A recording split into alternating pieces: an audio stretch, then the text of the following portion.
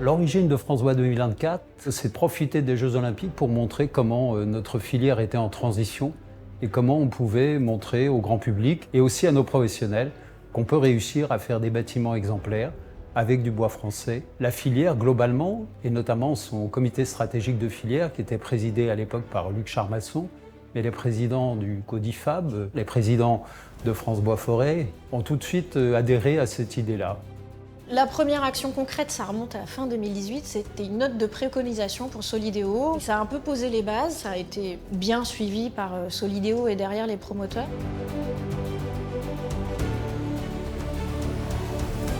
La singularité des Jeux de Paris 2024, c'est d'être alignés sur les accords de Paris sur le climat. Ce seront les premiers Jeux qui diminueront leur empreinte carbone de près de 50%.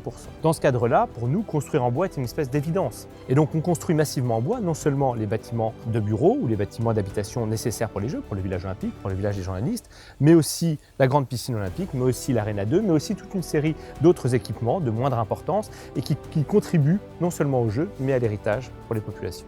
Quels sont les objectifs environnementaux de Paris 2024 et comment ils se structurent? On travaille en fait sur 4 thématiques: le climat, l'économie circulaire, la biodiversité et la résilience environnementale. Et en fait, on voit que le bois, il est intéressant comme solution sur au moins 3 de ces enjeux. Il est intéressant d'un point de vue impact carbone, c'est notre sujet climat. Il est intéressant sur la partie économie circulaire, puisque c'est un matériau qui se ressource. Et puis, il est intéressant également sur les questions d'impact sur la biodiversité. Le bois est un atout considérable parce qu'il permet d'optimiser l'ensemble des bilans carbone des ouvrages qui l'emploient, souvent associés avec d'autres types de matériaux, et je pense notamment au béton bas carbone. Le bois est aussi un atout, notamment en matière de structure pour les bâtiments. Il est dans la totalité des bâtiments de logement de moins de 28 mètres employés à cette fin.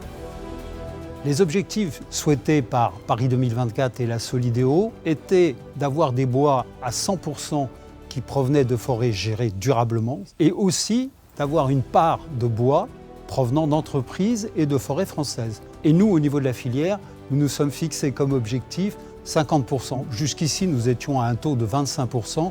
L'idée, c'est que nous soyons en progression dans cette transition que consiste la construction bois en ce début du XXIe siècle.